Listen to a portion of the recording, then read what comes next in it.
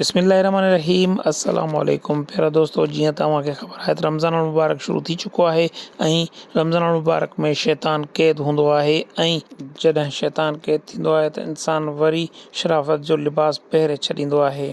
जी हाँ दोस्तों, मां ॻाल्हि कंदुमि पाकिस्तान जे सिंधी तोड़े उर्दू चैनलनि जे अदाकारनि जे बारे में जेके रमज़ान महीने अचण खां पोइ जल्दी पंहिंजा प्रोग्राम रमज़ान स्पेशल ट्रांसमिशन में लॉन्च कंदा आहिनि ऐं अरबें रुपया कमाए वठंदा आहिनि। जॾहिं रमज़ान स्पेशल में उहे नज़र ईंदा आहिनि त कंहिं ॿिए रूप में नज़र ईंदा आहिनि, पर जीअं ई रमज़ान महीनो ख़तमु थींदो आहे त उन्हनि जो रूप कुझु ॿिए नमूने जो हूंदो आहे।